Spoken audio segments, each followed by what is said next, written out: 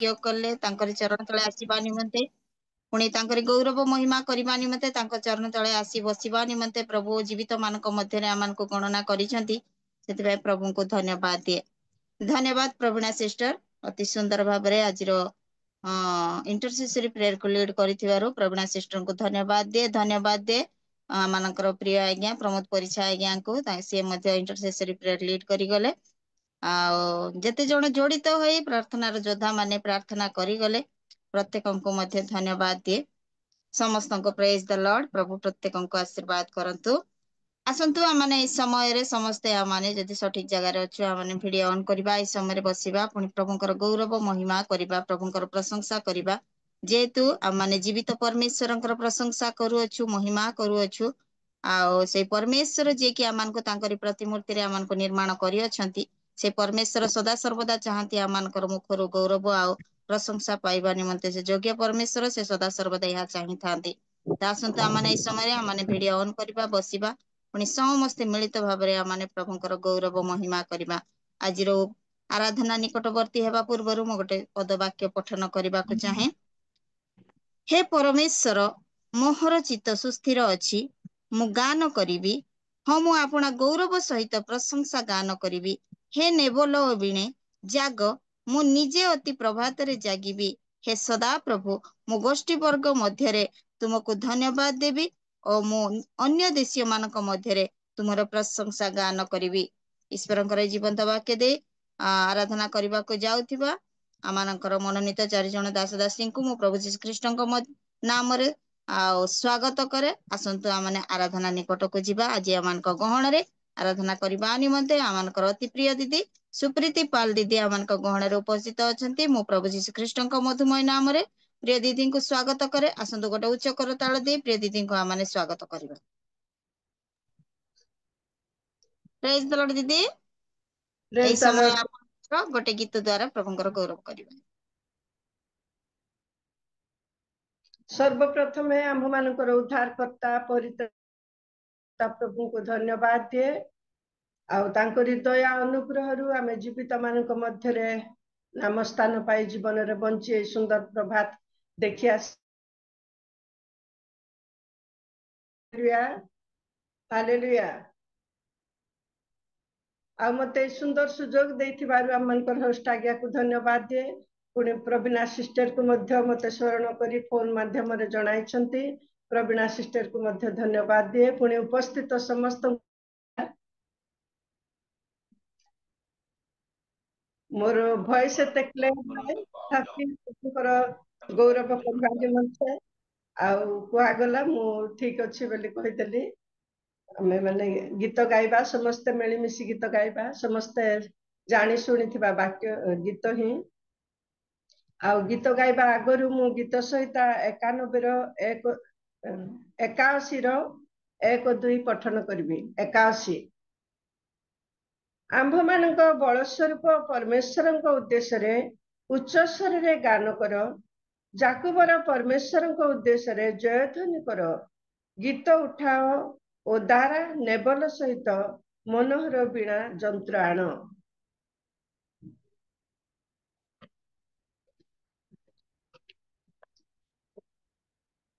पवित्र महाप्रभु हे श्री चरणे आसिअछि मु पवित्र महाप्रभु हे चरणे आसिअछि मु हृदय को शून्य करुछि आशीष रे भरी देवकी हृदय को शून्य करुछि आशीष रे भरी देवकी पाप पंके पड़ी मुदिने प्रेमे अवतरिल जीशु राजने पाप पंके पड़ी मुदिने प्रेमे अवतरिल जीशु राजने क्रूसे देला अपना प्राण तही पाइली मु परित्राण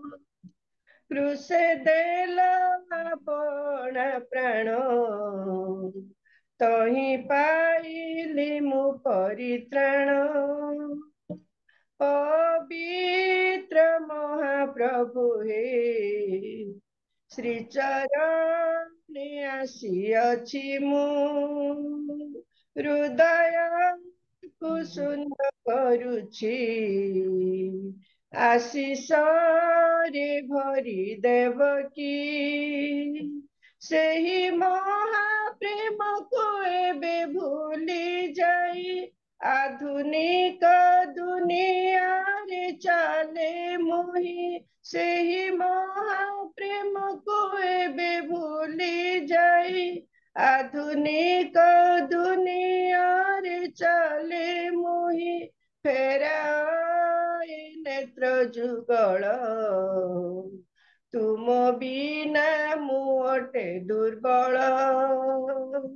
फेराए नेत्र जुगल तुम बिना मु अटे दुर्बल पवित्र महाप्रभु हे श्री चरणे आसिअछि मु हृदय को शून्य करुछि आशीष रे भरी देवकी पवित्र आत्मा रे कर उद्दीपित मुहि मृत मात्र तुमे जीवित पवित्र आत्मा रे कर उद्दीपित मुहि मृत मात्र तुमे जीवित जेने फली विफल बहुत पिता मोहे बे महिमान्वित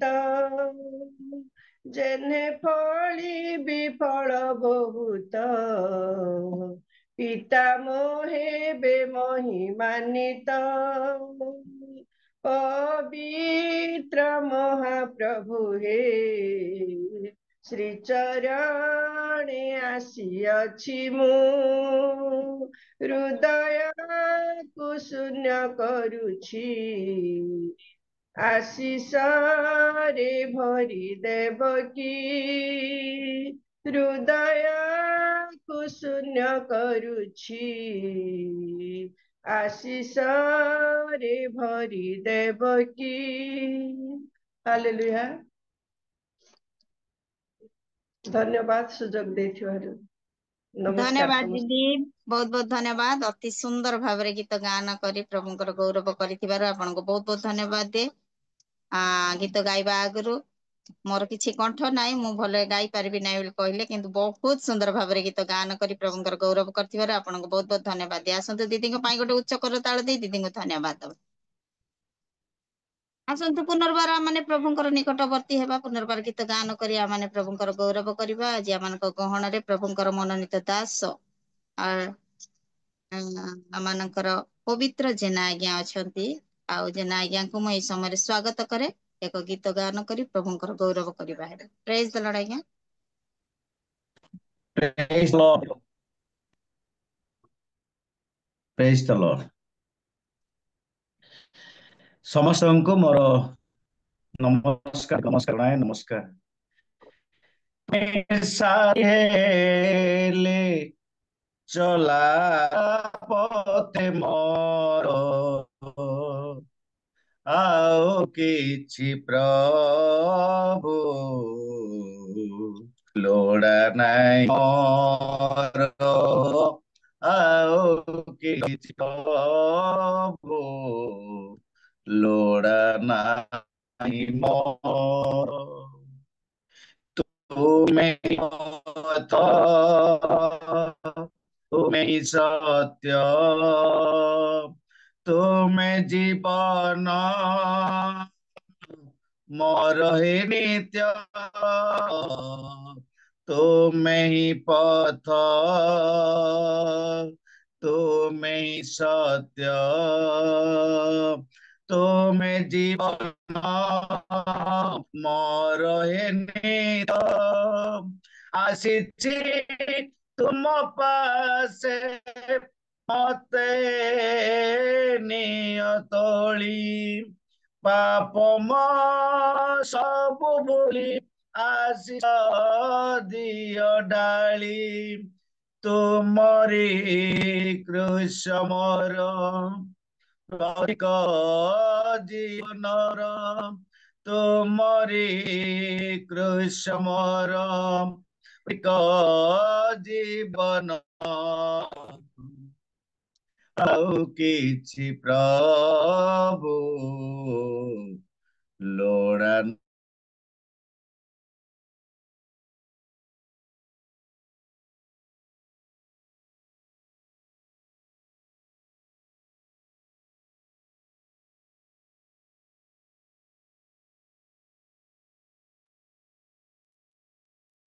ଆଜ୍ଞା ଶୁଭୁନି।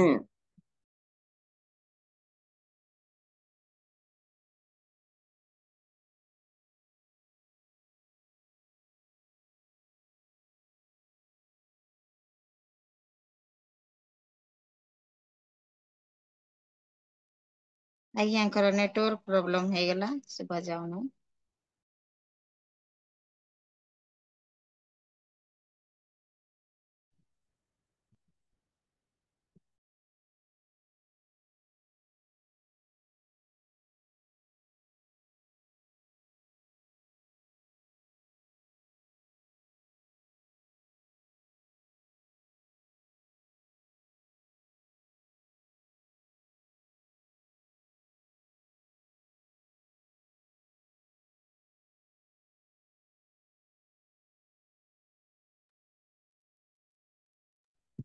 ନେକ୍ସଟ ଅନ୍ୟ ଯାହାର ଅଛି ତାଙ୍କୁ ଦିଅନ୍ତୁ ଦିଦି। ଆଜ୍ଞା ଆଜ୍ଞା ଠିକ ଅଛି ଆଜ୍ଞା, ଯେତେବେଳେ ଜଏନ କରିବେ ପୁନର୍ବାର ତାଙ୍କୁ ମାନେ ସମୟ ଦେବା।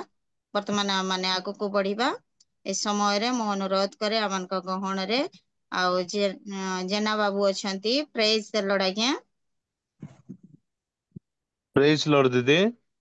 ପ୍ରେଜ ଦ ଲର୍ଡ ଆଜ୍ଞା, ଏକ ଗୀତ ଦ୍ଵାରା ପ୍ରଭୁଙ୍କର ଗୌରବ କରିବା ହେବେ। ହଁ ପ୍ରେଜ ଲର୍ଡ। ସର୍ବପ୍ରଥମେ ଜୀବିତ ପରମେଶ୍ୱରଙ୍କୁ ମୁଁ ଧନ୍ୟବାଦ ପ୍ରଶଂସା କରେ। ତତ୍ସଙ୍ଗେ ଉପସ୍ଥିତ ପ୍ରତ୍ୟେକଙ୍କୁ ମୋ ହୃଦୟପୂର୍วକ ନମସ୍କାର ଜଣାଅଛି। ଆଉ ନେଟୱାର୍କ ନଥିବା ଯୋଗୁଁ ମୋ ଭିଡିଓ ଅନ୍ କରିପାରୁନାହିଁ, ମୁଁ ଦୁଃଖିତ।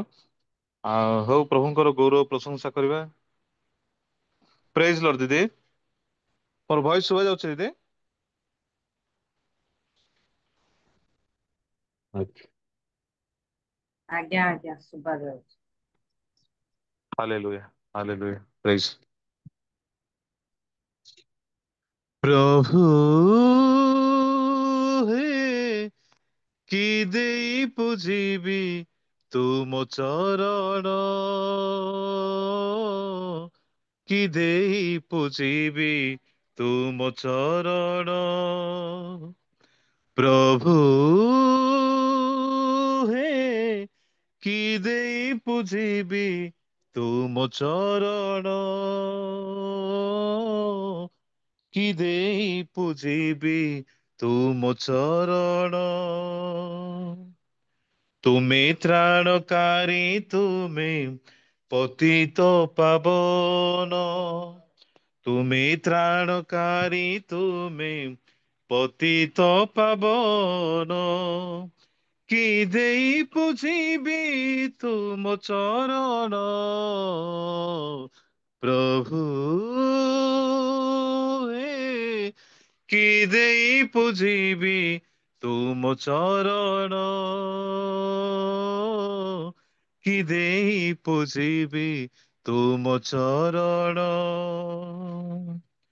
ନାହିଁ ମୋର ଧନଟେ ମୋହି ଦିନହୀନ, ନାହିଁ ମୋର ଧନଟେ ମୋହି ଦିନହୀନ, ତୁମ ପ୍ରେମ ଲାଗି ସଦା ଝରେ ମୋ ପରାଣ, ଭକତିର ଅର୍ଘ୍ୟ ଦେଇ ମୁଁ ପୂଜୁଛି ତୁମ ଚରଣ, ପ୍ରଭୁ ହେ କି ଦେଇ ପୂଜିବି ତୁମ ଚରଣ, କି ଦେଇ ପୂଜିବି ତୁମ ଚରଣ। হে ବିଶ୍ୱ ମୋହନ ଧନ ଜଗତ ଜୀବନ, হে ବିଶ୍ୱ ମୋହନ ଧନ ଜଗତ ଜୀବନ, ତୁମେଇ ତ ପ୍ରଭୁ ଅଟ ମୋ ହୃଦୟ ଚନ୍ଦନ, ତୁମରି ପ୍ରେମର ସୁରେ ମୁଁ ଗାଏ ତୁମ ଭଜନ। ପ୍ରଭୁ ହେ କି ଦେଇ ପୂଜିବି ତୁମ ଚରଣ, କି ଦେଇ ପୂଜିବି ତୁମ ଚରଣ। ତୁମେ ତ୍ରାଣକାରୀ, ତୁମେ ପତିତ ପାବନ, ତୁମେ ତ୍ରାଣକାରୀ, ତୁମେ ପତିତ ପାବନ, କି ଦେଇ ପୂଜିବି ତୁମ ଚରଣ। ପ୍ରଭୁ ହେ କି ଦେଇ ପୂଜିବି ତୁମ ଚରଣ, କି ଦେଇ ପୂଜିବି ତୁମ ଚରଣ, କି ଦେଇ ପୂଜିବି ତୁମ ଚରଣ।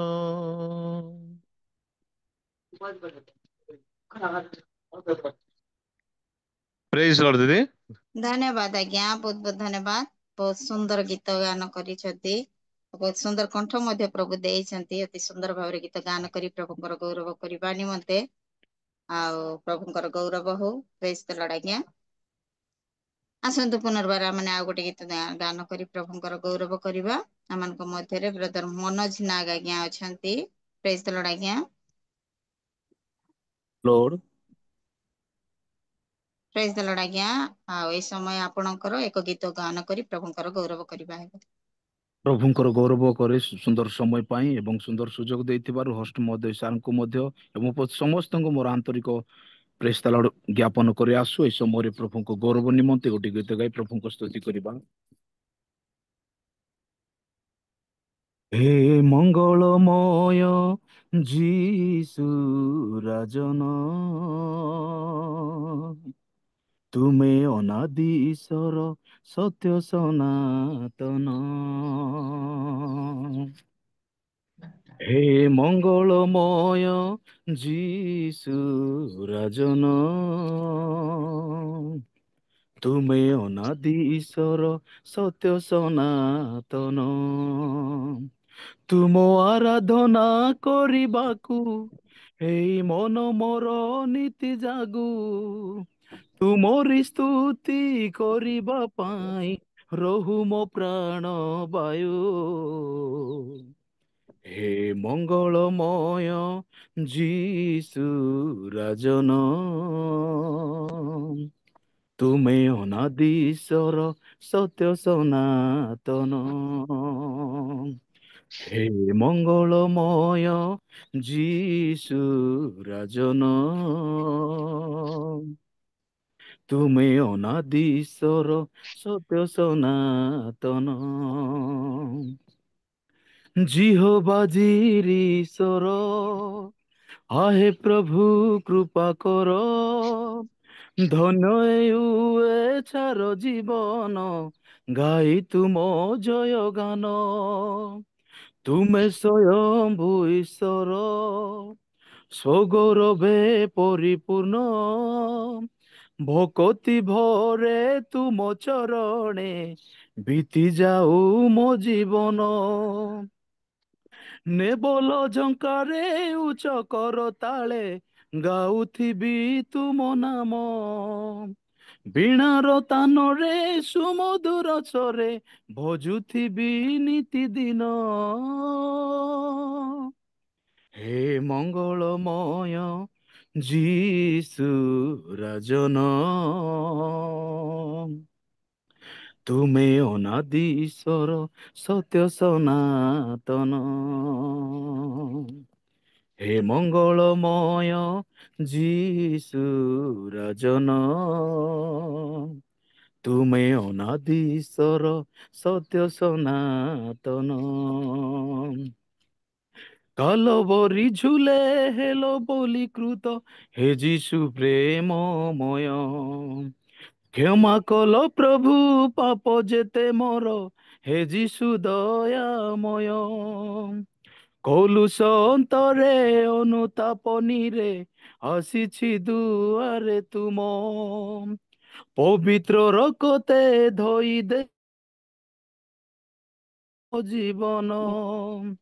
ଅନ୍ତରେ ମୋର ଭରି ଦିଅ ଆଜି ପବିତ୍ର ଆତ୍ମାଙ୍କ ଦାନ। ଉଛୁଳି ଉଠୁ ହେ ମୋର ଜୀବନ, ପାଇ ତୁମ ଦର୍ଶନ।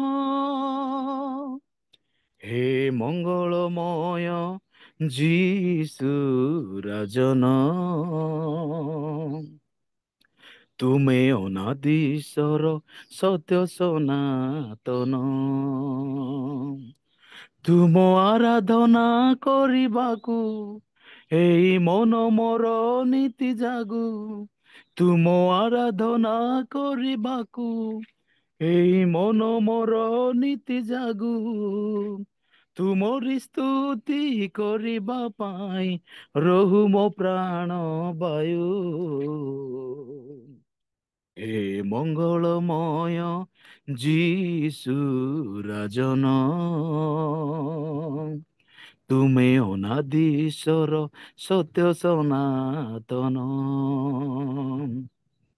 ହେ ମଙ୍ଗଳମୟ ଯୀଶୁ ରାଜନ, ତୁମେ ଅନାଦି ଈଶ୍ୱର ସତ୍ୟ ସନାତନ। ତୁମେ ଅନାଦି ଈଶ୍ୱର ସତ୍ୟ ସନାତନ।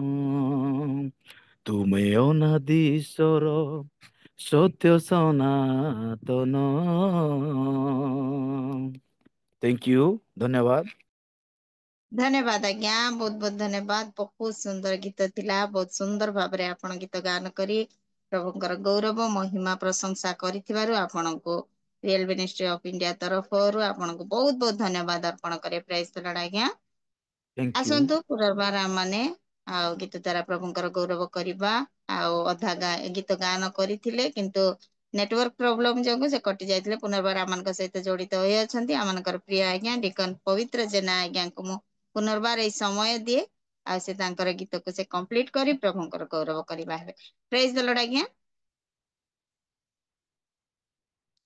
ଅନମ୍ୟୁଟ କରନ୍ତୁ, ମ୍ୟୁଟ ଅଛି। ଆଜ୍ଞା ଅନମ୍ୟୁଟ କରନ୍ତୁ ଅନମ୍ୟୁଟ ଆଜ୍ଞା, କରନ୍ତୁ। ଅନମ୍ୟୁଟ କରନ୍ତୁ।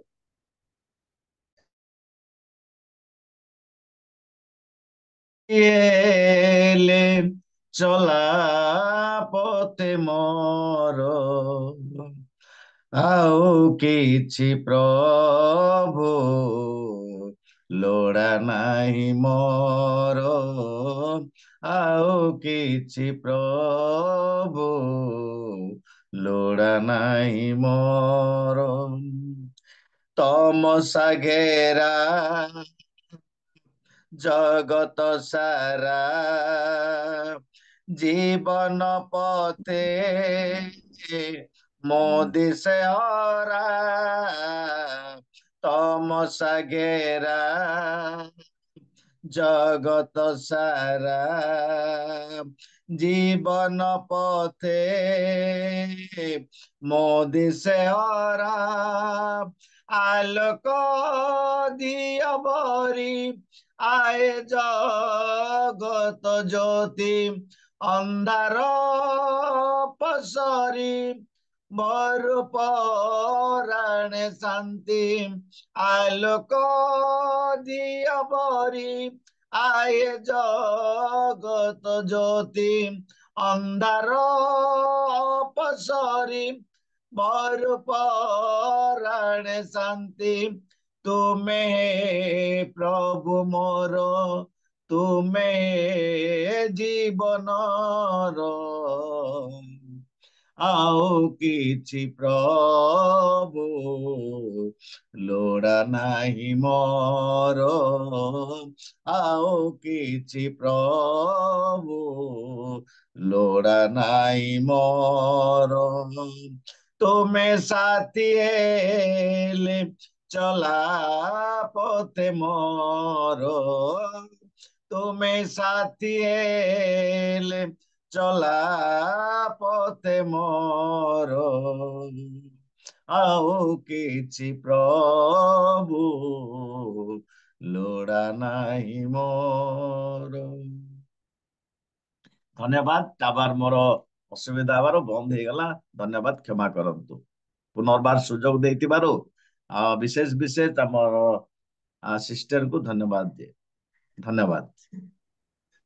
ଧନ୍ୟବାଦ ଆଜ୍ଞା, ବହୁତ ବହୁତ ଧନ୍ୟବାଦ। ଅତି ସୁନ୍ଦର ଭାବରେ ଗୀତ ଗାନ କରି ପ୍ରଭୁଙ୍କର ଗୌରବ କରିଥିବାରୁ, ପ୍ରଭୁଙ୍କର ପ୍ରଶଂସା କରିଥିବାରୁ ଆପଣଙ୍କୁ ବହୁତ ବହୁତ ଧନ୍ୟବାଦ ଦିଏ। ଆମେ ଯେତେବେଳେ ପ୍ରଭୁଙ୍କର ଗୌରବ କରୁ, ଶୈତାନ ଅନେକ ପ୍ରକାର ଡିଷ୍ଟରବେନ୍ସ କରିବାକୁ ଚେଷ୍ଟା କରିଥାଏ, କିନ୍ତୁ ପ୍ରଭୁ ଆମମାନଙ୍କର ସହବର୍ତ୍ତୀ ଅଛନ୍ତି। ସେ ସଦା ସର୍ବଦା ସେ ତାଙ୍କର ଗୌରବ ମହିମା ପ୍ରଶଂସା ସମୟରେ ସେ ଆମମାନଙ୍କର ସହବର୍ତ୍ତୀ ରହିଥାନ୍ତି। ଆଉ ଏବେ ମଧ୍ୟ ଆମମାନଙ୍କର ସହବର୍ତ୍ତୀ ଅଛନ୍ତି। ପୁଣି ଗୀତ ଗାନ କରି ପ୍ରଭୁଙ୍କର ଗୌରବ କରିବାରେ ଆପଣଙ୍କୁ ପ୍ରଭୁ ସାହାଯ୍ୟ କରିଛନ୍ତି, ସେଥିପାଇଁ ପ୍ରଭୁଙ୍କୁ ଧନ୍ୟବାଦ। ଧନ୍ୟବାଦ ଆଜ୍ଞା। ଏଇ ଚାରି ଦାସ ଦାସୀ ଅତି ସୁନ୍ଦର ଭାବରେ ଗୀତ ଗାନ କରି ପ୍ରଭୁଙ୍କର ଗୌରବ ମହିମା କରିଛନ୍ତି, ଆମମାନଙ୍କୁ ଆରାଧନାରେ କଢାଇ ନେଇଛନ୍ତି। ସେଥିପାଇଁ ଆସନ୍ତୁ ଗୋଟେ ଉଚ୍ଚ କରତାଳ ଦେଇ ଆମମାନେ ଏଇ ଚାରି ଦାସ ଦାସୀଙ୍କୁ ରିଏଲ ମିନିଷ୍ଟ୍ରି ଅଫ ଇଣ୍ଡିଆ ତରଫରୁ ଧନ୍ୟବାଦ ଅର୍ପଣ କରିବା। ବହୁତ ବହୁତ ଧନ୍ୟବାଦ ସମସ୍ତଙ୍କୁ। ପ୍ରଭୁ ପ୍ରତ୍ୟେକଙ୍କୁ ଆଶୀର୍ବାଦ କରନ୍ତୁ। Amen amen amen. ଆସନ୍ତୁ ଆମମାନେ ଏଇ ସମୟରେ ଯଦି କିଛି ଆନାଉନ୍ସମେଣ୍ଟ ରହିଛି, ତେବେ ହୋଷ୍ଟ ଆଜ୍ଞାଙ୍କୁ ମୁଁ ସମର୍ପିତ କରେ। ସେ ଆନାଉନ୍ସମେଣ୍ଟର କାର୍ଯ୍ୟକ୍ରମକୁ ଆଗକୁ କଢାଇ ନେବେ। ପ୍ରେଜ ଦ ଲର୍ଡ ଆଜ୍ଞା। Praise the lord, praise the lord. Real ministry of India ଅନୁକୂଳରେ ଅନୁଷ୍ଠିତ ପ୍ରାତଃକାଳ ଉପାସନାରେ ଉପସ୍ଥିତ ପ୍ରତ୍ୟେକଙ୍କୁ ପ୍ରଭୁ ଯୀଶୁଙ୍କ ନାମରେ ମୁଁ ନମସ୍କାର ଜଣାଏ। ଆଉ ଆନାଉନ୍ସମେଣ୍ଟ ସଂକ୍ଷିପ୍ତରେ ମୁଁ ରଖିବି, ଯାହାକି ପ୍ରତିଦିନ କହି ଆସୁଅଛି ଯେ ରିଏଲ ମିନିଷ୍ଟ୍ରି ଅଫ ଇଣ୍ଡିଆର 4ର୍ଥତମ ଗେଟ୍ ଟୁଗେଦର କାର୍ଯ୍ୟକ୍ରମ ଆଉ ତାମିଲନାଡୁ ରାଜ୍ୟର ଉଟି ନାମକ ଦର୍ଶନୀୟ ସ୍ଥାନରେ ଅନୁଷ୍ଠିତ ହେବ ଚଳିତ ବର୍ଷ, ଅର୍ଥାତ୍ ଅକ୍ଟୋବର ମାସ ଆଉ ତାର 8, 9, 10। ଆଉ ସେଥି ନିମନ୍ତେ ଦ୍ରୁତ ଗତିରେ ରେଜିଷ୍ଟ୍ରେସନ କାର୍ଯ୍ୟକ୍ରମ ଚାଲିଛି। ଆଉ ଜୁମ୍ରେ ଉପସ୍ଥିତ ପ୍ରତ୍ୟେକଙ୍କୁ ଆମେ ସ୍ୱାଗତ କରୁଛୁ, ତା ସହିତ ନିମନ୍ତ୍ରଣ ମଧ୍ୟ କରୁଅଛୁ। ଆପଣମାନେ ଉକ୍ତ ଗେଟ୍ ଟୁଗେଦର କାର୍ଯ୍ୟକ୍ରମରେ ପରିବାର ସହିତ ଆସନ୍ତୁ, ଆଉ ଏନ୍ଜୟ କରନ୍ତୁ, ଆନନ୍ଦ କରନ୍ତୁ, ଉପଭୋଗ କରନ୍ତୁ, ଈଶ୍ୱରଙ୍କ ସୃଷ୍ଟିକୁ ଦେଖନ୍ତୁ, ତା ସହିତ ପ୍ରୋଗ୍ରାମରେ ଇନଭଲ୍ଭ ହେଇକି ଆଶୀର୍ବାଦ ପ୍ରାପ୍ତ କରନ୍ତୁ। ତେଣୁ ମୁଁ ଅନୁରୋଧ କରୁଛି ଆପଣମାନେ ଯଥାଶୀଘ୍ର ଆଉ ଗେଟ୍ ଟୁଗେଦର କାର୍ଯ୍ୟକ୍ରମର ସଭାପତି ଆଉ ରେଭରେଣ୍ଡ ପ୍ରମୋଦ ପରିଛା ଆଜ୍ଞାଙ୍କ ସହିତ ଯୋଗାଯୋଗ କରନ୍ତୁ, ଆଉ ନାଁଟି ଆପଣମାନେ ଲେଖି ଦିଅନ୍ତୁ। ଆଉ ବିଶେଷ କରିକି ଏହି ପ୍ରୋଗ୍ରାମର ସଫଳତା ନିମନ୍ତେ ଆପଣମାନେ ପ୍ରାର୍ଥନା କରନ୍ତୁ ବୋଲି ମୁଁ ଅନୁରୋଧ କରେ। ଧନ୍ୟବାଦ। ଧନ୍ୟବାଦ ଆଜ୍ଞା, ବହୁତ ବହୁତ ଧନ୍ୟବାଦ। ସୁନ୍ଦର ଆନାଉନ୍ସମେଣ୍ଟ। ଆଉ ପ୍ରଭୁ ସେ ଗେଟ୍ ଟୁଗେଦରରେ ପ୍ରଭୁ ସହାୟକ ହୁଅନ୍ତୁ, ଅନୁଗ୍ରହ କରନ୍ତୁ, ଆଉ ପ୍ରଭୁ ହିଁ ପ୍ରତ୍ୟେକଙ୍କୁ ଯିବାରେ ସାହାଯ୍ୟ ଉପକାର କରନ୍ତୁ। Amen amen. Praise the lord ଆଜ୍ଞା। ଆସନ୍ତୁ ଆମମାନେ ଏଇ ସମୟରେ ଈଶ୍ୱରଙ୍କର ଜୀବନ୍ତ ବାକ୍ୟକୁ ଶ୍ରବଣ କରିବାକୁ ଯିବା। ଆମମାନେ ଚାରି ଦାସ ଦାସୀଙ୍କ ଦ୍ଵାରା ଆମମାନେ ଗୀତ ଗାନ କରି ଆରାଧନା କରି ଆମମାନଙ୍କର ହୃଦୟକୁ ଆମମାନେ ଜାଗ୍ରତ ପ୍ରସ୍ତୁତ କରିଛୁ ସେ ଈଶ୍ୱରଙ୍କର ମୁଖ ନିଃସୃତ ଜୀବନ୍ତ ବାକ୍ୟକୁ ଶ୍ରବଣ କରିବା ନିମନ୍ତେ। ଆମମାନେ ଈଶ୍ୱରଙ୍କର ଜୀବନ୍ତ ବାକ୍ୟ ଶ୍ରବଣ କରିବା ପୂର୍ବରୁ ଆସନ୍ତୁ ସଂକ୍ଷିପ୍ତ ଭାବରେ ଆମମାନେ ପ୍ରାର୍ଥନା କରିବା। এই ସମୟରେ ଯେତେ ଜଣ ଆରାଧନା କରିଗଲେ ପ୍ରତ୍ୟେକଙ୍କ ପାଇଁ ଧନ୍ୟବାଦ ଦେଇ ପ୍ରାର୍ଥନା କରିବା। ପୁଣି ଆଗାମୀ ବାକ୍ୟକୁ ବାକ୍ୟଦାତାଙ୍କୁ ପ୍ରତିଟି ଡିଭାଇସକୁ ପ୍ରଭୁଙ୍କ ଚରଣ ତଳେ ସମର୍ପିତ କରି ଆମମାନେ ପ୍ରାର୍ଥନା କରିବା। ଏହି ସମୟରେ ପ୍ରାର୍ଥନା କରିବାକୁ ମୁଁ ଅନୁରୋଧ କରେ। ଆମମାନଙ୍କ ମଧ୍ୟରେ ଆମମାନଙ୍କର ପ୍ରିୟ ମା କୁମୁଦିନୀ ଲିମା ମା ଅଛନ୍ତି। ଆଉ ମାଙ୍କୁ ମୁଁ ଏହି ସମୟରେ ଅନୁରୋଧ କରେ ସେ ସଂକ୍ଷିପ୍ତ ଭାବରେ ଏ ପ୍ରତିଟି ବିଷୟକୁ ପ୍ରଭୁଙ୍କ ଚରଣ ତଳେ ସମର୍ପିତ କରି ପ୍ରାର୍ଥନା କରିବେ। ପ୍ରେଜ ଦ ଲର୍ଡ ମା। Praise the Lord. ଆସନ୍ତୁ ପ୍ରାର୍ଥନା କରିବା। ପ୍ରାର୍ଥନା କରିବା ପୂର୍ବରୁ ଉପସ୍ଥିତ ପ୍ରଭୁଙ୍କ ଦାସ ଦାସୀ ପ୍ରତ୍ୟେକଙ୍କୁ ପ୍ରାତଃ ସମୟରେ ମୋର ଭକ୍ତିପୂର୍ଣ୍ଣ ନମସ୍କାର। ମୁଁ ଭିଡିଓ ଅନ୍ କରିପାରୁନି, କ୍ଷମା ଚାହେଁ। ପ୍ରାର୍ଥନା କରିବା। ସର୍ବଶକ୍ତିମାନ ପ୍ରିୟ ପ୍ରଭୁ, ତୁମକୁ ଧନ୍ୟବାଦ ଦଉଛି, କାରଣ ତୁମେ ପର୍ଯ୍ୟନ୍ତ ପ୍ରଭୁ ଆମମାନଙ୍କୁ ଧରି ରଖିଅଛ। ତେଣୁ ପ୍ରଭୁ ତୁମେ ଆମମାନଙ୍କୁ ପ୍ରସ୍ତୁତ କରିବା ପାଇଁ ପ୍ରାତଃ ସମୟରେ ତୁମର ବାକ୍ୟ ଦେଇ, ତୁମ ଗୀତ ଗାନରେ, ତୁମ ସେବା ଉପାସନାରେ, ପ୍ରାର୍ଥନାରେ ତୁମେ ଆମମାନଙ୍କୁ ବଢେଇ ଆଣିଛ ପ୍ରଭୁ, ଧନ୍ୟବାଦ ଦଉଛି। ବିଶେଷ କରି ରିଏଲ ମିନିଷ୍ଟ୍ରି ପାଇଁ ପ୍ରାର୍ଥନା କରୁଛି ପ୍ରଭୁ, ତୁମେ ଅନୁଗ୍ରହ କରି ଏ ପ୍ଲାଟଫର୍ମଟି ଆମମାନଙ୍କ ପାଇଁ ତୁମେ ତିଆରି କରିଛ ତୁମ ଦାସଙ୍କ ଦ୍ୱାରା। ପ୍ରତି ସମୟରେ ସେ ଆମମାନଙ୍କ ପାଇଁ ପରିଶ୍ରମ କରି ଆସୁଅଛନ୍ତି ପ୍ରଭୁ। ଯେଉଁମାନଙ୍କ ପାଇଁ ତୁମେ ପ୍ରସ୍ତୁତ କରିଛ ଆଜି ଦିନ, ତୁମେ ସେମାନଙ୍କୁ ବ୍ୟବହାର କଲ ବୋଲି ଧନ୍ୟବାଦ ଦଉଛି।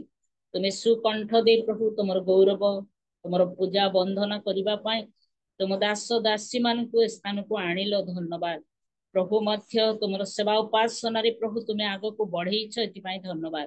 ବିଶେଷ ପ୍ରାର୍ଥନା କରୁଛି ସେମାନଙ୍କୁ ଆଶୀର୍ବାଦ କର, ସେମାନଙ୍କର ସେବାର ଜୀବନରେ ତୁମେ ଆଶୀର୍ବାଦ କର। ପ୍ରାର୍ଥନା କରୁଛି ତୁମ ପ୍ରିୟତମ ଦାସ, ତୁମ ମନୋନୀତ ଦାସ ଅଭିଷିକ୍ତ ଦାସଙ୍କୁ ତୁମେ ଆଣିଅଛ। ତାଙ୍କ ଦେଇ, ତାଙ୍କ ମୁଖ ଦେଇ ଯୋଉ କଥା ତୁମେ କହିବା ପାଇଁ ଚାହୁଁଛ ପ୍ରଭୁ, ଆଉ ଆମମାନଙ୍କର ଜୀବନର ପ୍ରସ୍ତୁତି ନିମନ୍ତେ ଯୋଉ ବାକ୍ୟ ତାଙ୍କ ଦେଇ ତୁମେ ରଖିଅଛ ଆମମାନଙ୍କ ନିକଟରେ ପ୍ରକାଶ କର ପ୍ରଭୁ। ଯୋଉ ବାକ୍ୟକୁ ଆମେ ଗ୍ରହଣ କରିପାରିବୁ, ଏଥିପାଇଁ ଆମ ହୃଦୟକୁ ତୁମେ ପ୍ରସ୍ତୁତ କରିଛ ବୋଲି ତୁମର ଧନ୍ୟବାଦ କରୁଛି ପ୍ରଭୁ। ତୁମେ ବିଶେଷ କରି ଦାସଙ୍କୁ ଆଶୀର୍ବାଦ କର ତାର ସେବାର ଜୀବନରେ ଆଗକୁ ବଢିବା ପାଇଁ। ଏଇ ଦିନ ମାନଙ୍କରେ ପ୍ରଭୁ ତୁମ ସେବା କାର୍ଯ୍ୟରେ ତୁମର ବାକ୍ୟ ନେଇ ଯୋଉ ସ୍ଥାନକୁ ଯିବେ ତୁମେ ଅସ୍ତ୍ର ପରି ବ୍ୟବହାର କର। ଏଇ ସ୍ଥାନରେ ମଧ୍ୟ ପ୍ରଭୁ ତୁମେ ବ୍ୟବହାର କରି ତୁମେ ଗୌରବ ପାଅ। ତୁମ ଦାସୀ ମଧ୍ୟ ପ୍ରିସାଇଡିଂ କରୁଛନ୍ତି, ତାଙ୍କୁ ମଧ୍ୟ ଆଶୀର୍ବାଦ କର। ଆଜିର ସମସ୍ତ କାର୍ଯ୍ୟକ୍ରମ ତୁମ ଉଦ୍ଦେଶ୍ୟରେ ହେଉଥିବାରୁ ତୁମକୁ ଧନ୍ୟବାଦ ଦେଇ କେବଳ ଯୀଶୁଙ୍କ ନାମରେ ସକଳ ପ୍ରାର୍ଥନା ଉତ୍ସର୍ଗ କରି ପିତା, ଆମେନ। ଧନ୍ୟବାଦ ସିଷ୍ଟର ସୁଯୋଗ ପାଇଁ। ଧନ୍ୟବାଦ ମା, ବହୁତ ବହୁତ ଧନ୍ୟବାଦ। ବଛର ସହିତ ପ୍ରାର୍ଥନା କରିଥିବାରୁ ଆପଣଙ୍କୁ ବହୁତ ବହୁତ ଧନ୍ୟବାଦ ଅର୍ପଣ କରେ। ପ୍ରେଜ ଦ ଲର୍ଡ ମା, ପ୍ରଭୁ ଆଶୀର୍ବାଦ କରନ୍ତୁ। ମାନେ ଆସନ୍ତୁ ଆମମାନେ ଏଇ ସମୟରେ ଯଦି ଆମମାନେ ସଠିକ ଜାଗାରେ ଅଛୁ, ତେବେ ଆମମାନେ ସମସ୍ତେ ଭିଡିଓ ଅନ୍ କରିବା, ବସିବା, ପୁଣି ପ୍ରଭୁଙ୍କର ସେ ଜୀବନ୍ତ ମୁଖ ନିସୃତ ବାକ୍ୟକୁ ଆମମାନେ ଏଇ ସମୟରେ ଶ୍ରବଣ କରିବାକୁ ଯିବା।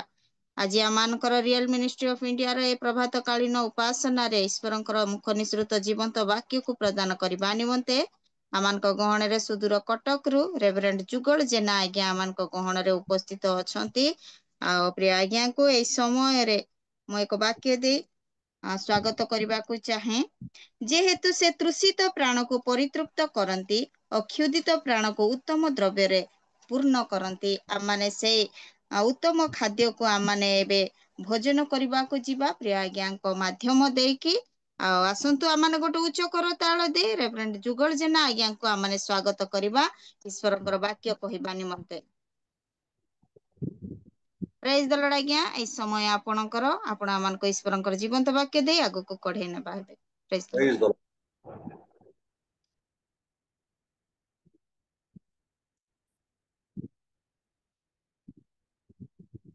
ସର୍ବପ୍ରଥମରେ ଆମମାନଙ୍କର ତ୍ରାଣକର୍ତ୍ତା ପ୍ରଭୁ ଯୀଶୁ ଖ୍ରୀଷ୍ଟଙ୍କୁ ମୁଁ ଧନ୍ୟବାଦ ଦିଏ ଏ ସୁନ୍ଦର ସମୟ ପାଇଁ, ଏବଂ ରିଏଲ ମିନିଷ୍ଟ୍ରି ଅଫ ଇଣ୍ଡିଆର ଜୁମ୍ ମିଟିଂରେ ଯୋଗ ଦେଇଥିବା ପ୍ରତ୍ୟେକ ପ୍ରଭୁଙ୍କର ଦାସଦାସୀ ମାନଙ୍କୁ ମୋର ଭକ୍ତିପୂର୍ଣ୍ଣ ନମସ୍କାର ଜଣାଏ। ନମସ୍କାର। ଏବଂ ଆଜି ଲିଡିଂ କରୁଥିବା ଆମମାନଙ୍କର ପ୍ରିୟ ସିଷ୍ଟର କେ ସଂଯୁକ୍ତା ରେଖାଙ୍କୁ ଧନ୍ୟବାଦ ଦେବି। ଅତି ସୁନ୍ଦର ଭାବରେ ମତେ ସେ ଆହ୍ୱାନ କରିଛନ୍ତି। ପ୍ରଭୁ ତାଙ୍କୁ ବହୁଳ ଭାବରେ ଆଶୀର୍ବାଦ କରନ୍ତୁ। ଆଉ ସେହିପରି ଆମମାନଙ୍କର ହୋଷ୍ଟ ମହାଶୟ ରେଭରେଣ୍ଡ ପିଟର କୁମାର କରଙ୍କୁ ମଧ୍ୟ ଧନ୍ୟବାଦ ଦେବି। ମତେ ସେ ମନେ ପକେଇଲେ ଅଳ୍ପ ସମୟ ପ୍ରଭୁଙ୍କ ବାକ୍ୟରୁ ଆପଣମାନଙ୍କ ନିକଟରେ ପ୍ରକାଶ କରିବା ନିମନ୍ତେ, ତେଣୁ ତାଙ୍କୁ ହୃଦୟର କୃତଜ୍ଞତା ନମସ୍କାର ଜଣାଏ। ଆଉ ସେହିପରି ଭାବରେ ଆଜି 4 ଜଣ ପ୍ରଭୁଙ୍କର ଦାସଦାସୀ ମାନେ ହୃଦୟସ୍ପର୍ଶୀ ଗୀତ ଗୁଡିକ କେହି କାହାକୁ କମ ନୁହନ୍ତି, ଅତି ସୁନ୍ଦର ଭାବରେ ସେମାନେ ଗୀତ ଗୁଡିକ ଗାଇଛନ୍ତି। ଆଉ ପ୍ରଭୁ ବହୁଳ ଭାବରେ ସେମାନଙ୍କୁ ଆଶୀର୍ବାଦ କରନ୍ତୁ। ଆଉ ପ୍ରଭୁ ତାଙ୍କ ଲୋକମାନଙ୍କୁ ଯୋଉ ଟ୍ୟାଲେଣ୍ଟ ଦେଇଛନ୍ତି, ଆଉ ଆଜି ପର୍ଯ୍ୟନ୍ତ ପ୍ରଭୁ ସେମାନଙ୍କୁ ବ୍ୟବହାର କରୁଛନ୍ତି, ପ୍ରଭୁ ଗୌରବ ପାଆନ୍ତୁ। ଆଉ ପ୍ରଭୁ ପ୍ରଚୁର ଭାବରେ ସେମାନଙ୍କୁ ଆଶୀର୍ବାଦ କରି ତାଙ୍କ ଗୌରବ ପାଇଁ ବ୍ୟବହାର କରନ୍ତୁ। ତେବେ ଆସନ୍ତୁ ଆମମାନେ ବାକ୍ୟ ମଧ୍ୟକୁ ଯିବା। ଆଉ ଆମମାନଙ୍କର ସିଷ୍ଟର ମଧ୍ୟ ବାକ୍ୟ ପାଇଁ ପ୍ରାର୍ଥନା କରିଥିଲେ ଅତି ସୁନ୍ଦର ଭାବରେ। ପ୍ରଭୁ ତାଙ୍କୁ ମଧ୍ୟ ଆଶୀର୍ବାଦ କରନ୍ତୁ। ତେବେ ଅଳ୍ପ ସମୟ ପ୍ରଭୁଙ୍କ ଜୀବନ୍ତ ବାକ୍ୟରୁ ଆମେ ଶ୍ରବଣ କରିବା। ଆଉ ମୁଁ ଆଜି ଯୋଉ ବିଷୟଟି କହିବି ଆପଣ ମାନଙ୍କ ମଧ୍ୟରେ ଅନେକ ସମୟରେ ଆମେ ଲୋକମାନଙ୍କୁ ଦେଖୁ ଯେ ଆମ ସମ୍ମୁଖରେ ଅନେକ ଲୋକ ଉନ୍ନତି କରନ୍ତି, ଅନେକଙ୍କର ଜାଗତିକ ଉନ୍ନତି, ଅନେକଙ୍କର ଆତ୍ମିକ ଉନ୍ନତି ଯେତେବେଳେ ଆମେ ଦେଖୁ, ଆଉ ସେତେବେଳେ ଆମମାନଙ୍କ ମଧ୍ୟରେ ଏକ ଚିନ୍ତା ଆସେ ଆମ ଜୀବନରେ କାହିଁକି ସେପରି ଉନ୍ନତି ଆସିପାରୁନାହିଁ, ମୋ ଜୀବନରେ ମୋ ପରିବାର ଜୀବନରେ କାହିଁକି ସେ ଉନ୍ନତି ଆସିପାରୁନାହିଁ, ଏହିପରି ଭାବରେ ଆମେ ଚିନ୍ତା କରୁ। ପ୍ରିୟ ମୋର ବନ୍ଧୁଗଣ, ଉନ୍ନତି ପ୍ରଭୁଙ୍କ ଠାରୁ ଆସିଥାଏ। କୌଣସି ବ୍ୟକ୍ତି ଚେଷ୍ଟା କଲେ ମଧ୍ୟ ଉନ୍ନତି ଆସିବ ନାହିଁ ବାଇବେଲ ପ୍ରକାଶ କରେ। ଉନ୍ନତି ବା ସଫଳତା କୃତକାର୍ଯ୍ୟ ହେବା ପରମେଶ୍ୱର ଦିଅନ୍ତି। ତେବେ ଅନେକ ସମୟରେ ଆମମାନଙ୍କର ଚିନ୍ତାଧାରା ଆସେ ଯେ ଅନ୍ୟ ପରିବାର ମାନଙ୍କୁ ଯେତେବେଳେ ଆମେ ଦେଖୁ, ଅନ୍ୟ ଲୋକମାନଙ୍କୁ ଯେତେବେଳେ ଦେଖୁ, ସେମାନଙ୍କର ଜୀବନରେ ଯେ ଉନ୍ନତି ଆସେ, ତେବେ ଆମ ଭିତରେ କାହିଁକି ଉନ୍ନତି ଆସୁନି, ଆମମାନଙ୍କର ଜୀବନରେ ସେ ଉନ୍ନତି କାହିଁକି ଆସୁନି, ଏହି ଚିନ୍ତାଧାରା ଆମମାନଙ୍କ ମଧ୍ୟରେ ରହିଥାଏ। ଆଉ ସେଇ ବିଷୟକୁ ନେଇ ଆଜି ଆପଣମାନଙ୍କ ନିକଟରେ ଅଳ୍ପ ସମୟ ପ୍ରଭୁଙ୍କ ଜୀବନ୍ତ ବାକ୍ୟରୁ ପ୍ରକାଶ କରିବା ପାଇଁ ଚାହେଁ। ଆମମାନେ ପବିତ୍ର ବାକ୍ୟରୁ ଆଜିର ପ୍ରସଙ୍ଗ ନିମନ୍ତେ ଗୋଟିଏ ଅଂଶ ପାଠ କରିବା, ଯାହାକି ପ୍ରଥମ ପିତର 5 ପର୍ବର ଆମମାନେ ତାର 6 ପଦ ପାଠ କରିବୁ। ପ୍ରଥମ ପିତର ତାର 5 ପର୍ବର 6 ପଦ ଆମମାନେ ପାଠ କରିବୁ। ଦେଖନ୍ତୁ, ଲେଖା ଅଛି, ଅତଏବ ଈଶ୍ୱରଙ୍କ ବଳବନ୍ତ ହସ୍ତ ତଳେ ଆପଣା ଆପଣାକୁ ନତ କର, ଯେପରି ସେ ତୁମ୍ଭମାନଙ୍କୁ ଯଥା ସମୟରେ ଉନ୍ନତ କରିବେ। ପ୍ରଭୁ ଆଜିର ପଠିତ ଅଂଶରେ ବିଶେଷ ଆମମାନଙ୍କୁ ଆଶୀର୍ବାଦ କରନ୍ତୁ। ପ୍ରିୟ ମୋର ବନ୍ଧୁଗଣ, ସାଧୁ ପିତର ଏ ଜାଗାରେ ସେ କହନ୍ତି, ଅତଏବ ଈଶ୍ୱରଙ୍କ ବଳବନ୍ତ ହସ୍ତ ତଳେ ଆପଣା ଆପଣାକୁ ନତ କର, ଯେପରି ସେ ତୁମ୍ଭମାନଙ୍କୁ ଯଥା ସମୟରେ ଉନ୍ନତ କରିବେ। ଉନ୍ନତ ହେବା ପାଇଁ ସମସ୍ତେ ଆମମାନେ ଚାହିଁଥାଉ, କେହି ବି নত ହେବା ପାଇଁ ଆମମାନେ ଚାହିଁନଥାଉ। ସମସ୍ତେ ଆମମାନେ ଉନ୍ନତ ହେବା ପାଇଁ ଚାହିଁଥାଉ, ଜାଗତିକ କ୍ଷେତ୍ରରେ, ଆତ୍ମିକ କ୍ଷେତ୍ରରେ, ପାରିବାରିକ କ୍ଷେତ୍ରରେ, ପୁଅ ଝିଅ ମାନଙ୍କ ଜୀବନରେ ଆମେ ଉନ୍ନତ ହେବା ପାଇଁ ଚାହିଁଥାଉ। କିନ୍ତୁ ମୋର ପ୍ରିୟ ବନ୍ଧୁଗଣ, ସାଧୁ ପିତର ଆମମାନଙ୍କୁ କହୁଛନ୍ତି, ଅତଏବ ଈଶ୍ୱରଙ୍କ ବଳବନ୍ତ ହସ୍ତ ତଳେ ଆପଣା ଆପଣାକୁ ନତ କର, ଯେପରି ସେ ତୁମମାନଙ୍କୁ ଯଥା ସମୟରେ ଉନ୍ନତ କରିବେ। ଯଥା ସମୟରେ ଉନ୍ନତି ହେବା ପାଇଁ ହେଲେ ପ୍ରଭୁଙ୍କର ବଳବନ୍ତ ହସ୍ତ ତଳେ ନିଜ ନିଜକୁ ନତ କରିବାକୁ ହବ, ନିଜ ନିଜକୁ ନମ୍ର କରିବାକୁ ହବ। ତାହା ମଧ୍ୟ ପ୍ରଭୁଙ୍କର ବଳବନ୍ତ ହସ୍ତ ତଳେ। ପ୍ରଭୁଙ୍କର ବଳବନ୍ତ ହସ୍ତ ଜଣେ ବ୍ୟକ୍ତିଙ୍କୁ ନତ କରିପାରିବ, ଜଣେ ବ୍ୟକ୍ତିଙ୍କୁ ଉନ୍ନତ ମଧ୍ୟ କରିପାରିବ। ତେଣୁ ମୋର ପ୍ରିୟ ବନ୍ଧୁଗଣ, ଯଥା ସମୟରେ ଆପଣଙ୍କର ଜୀବନରେ ଉନ୍ନତି ଆଣିବାକୁ ହେଲେ, ଯଥା ସମୟରେ ଆପଣଙ୍କର ପୁଅ ଝିଅ ମାନଙ୍କର ପାଠ ପଢାର ଉନ୍ନତି ଆଣିବାକୁ ହେଲେ, ଯଥା ସମୟରେ ଆପଣ ପୁଅ ଝିଅ ମାନଙ୍କର ଚାକିରିର ଉନ୍ନତି ଆଣିବା ପାଇଁ ହେଲେ, ଯଥା ସମୟରେ ଆପଣଙ୍କର ପରିବାରର ଫାଇନାନ୍ସିଆଲ କିମ୍ବା ଆପଣଙ୍କର ପରିବାରର ବିଜନେସ କିମ୍ବା ଆପଣଙ୍କର ପରିବାରର ଯେକୌଣସି ବିଷୟର ଉନ୍ନତି ଆଣିବାକୁ ହେଲେ ପ୍ରଭୁଙ୍କର ବଳବନ୍ତ ହସ୍ତ ତଳେ ନତ ହେଇକି ଆମମାନଙ୍କୁ ରହିବାକୁ ହବ। ଆଉ ଯେତେବେଳେ ପ୍ରଭୁଙ୍କର ବଳବନ୍ତ ହସ୍ତ ତଳେ ଆମେ ଆପଣାକୁ ନତ କରିବା, ଯଥା ସମୟରେ ଡ୍ୟୁ ଟାଇମରେ ପ୍ରଭୁ ଆମମାନଙ୍କୁ ଉନ୍ନତ କରିବେ। ପ୍ରଭୁ ଆମମାନଙ୍କୁ କେବେ ମଧ୍ୟ ପରିତ୍ୟାଗ କରିବେ ନାହିଁ, କେବେ ମଧ୍ୟ ଭୁଲିଯିବେ ନାହିଁ। ଯେବେ ଆମେ ତାଙ୍କ ପାଦ ତଳେ ନମ୍ର ଭାବରେ ଜୀବନ ଯାପନ କରୁ, ଯଥା ସମୟରେ ଆମମାନଙ୍କର ଜୀବନରେ ସେ ଉନ୍ନତ ଆଣିଦେବେ। କାହିଁକି ମୋର ପ୍ରିୟ ବନ୍ଧୁଗଣ, ପ୍ରଥମ ପିତର 5 ପର୍ବର 5 ପଦର ତାର ଖଂସ ଯଦି ଆମେ ପଢିବା, ସେଇ ଜାଗାରେ ଲେଖା ଅଛି, କାରଣ ଈଶ୍ୱର ଅହଙ୍କାରୀ ମାନଙ୍କ ପ୍ରତିରୋଧ କରି ନମ୍ର ଲୋକମାନଙ୍କୁ ଅନୁଗ୍ରହ କରନ୍ତି। ଈଶ୍ୱର ଅହଙ୍କାରୀ ମାନଙ୍କୁ ପ୍ରତିରୋଧ କରି ନମ୍ର ଲୋକମାନଙ୍କୁ ଅନୁଗ୍ରହ ଦିଅନ୍ତି। ପରମେଶ୍ୱର ନମ୍ର ଲୋକମାନଙ୍କୁ ଅନୁଗ୍ରହ ପ୍ରଦାନ କରନ୍ତି। ପରମେଶ୍ୱର ନମ୍ର ଲୋକମାନଙ୍କୁ ଉନ୍ନତ କରନ୍ତି। ପରମେଶ୍ୱର ନମ୍ର ଲୋକମାନଙ୍କୁ ଆଶୀର୍ବାଦ କରନ୍ତି। କୌଣସି ଅହଙ୍କାରୀ ଗର୍ବୀ ଲୋକମାନଙ୍କୁ ତାହାଙ୍କର ଅନୁଗ୍ରହ ପ୍ରଦାନ କରନ୍ତି ନାହିଁ। ତେଣୁ ମୋର ପ୍ରିୟ ବନ୍ଧୁଗଣ, ପ୍ରଭୁଙ୍କର ବଳବନ୍ତ ହସ୍ତ ତଳେ ନିଜକୁ ଯେତେବେଳେ ନତ କରିବା, ନମ୍ର ହେବା, ପ୍ରଭୁ ଆମମାନଙ୍କର ପାରିବାରିକ ଜୀବନରେ, ବ୍ୟକ୍ତିଗତ ଜୀବନରେ, ପୁଅ ଝିଅ ମାନଙ୍କ ଜୀବନରେ, ମାଣ୍ଡଳିକ ଜୀବନରେ ପ୍ରଭୁ ଉନ୍ନତି ଆଣିଦେବେ। କାହିଁକି ନା ମାଥ୍ୟୁ ପୁସ୍ତକ 5 ପର୍ବର 5 ପଦରେ ଆମେ ଦେଖିପାରୁଛୁ, ନମ୍ର ଲୋକେ ଧନ୍ୟ, କାରଣ ସେମାନେ ପୃଥିବୀର ଅଧିକାରୀ ହେବେ।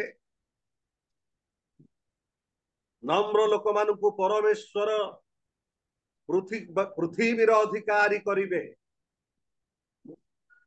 ଆଉ ତେଣୁ ଗଣନା ପୁସ୍ତକ 12 ପର୍ବର 3 ପଦରେ ଲେଖା ଅଛି, ମୋଶା ପୃଥିବୀସ୍ଥ ସମସ୍ତ ଲୋକଙ୍କ ଠାରୁ ନମ୍ର ଥିଲେ।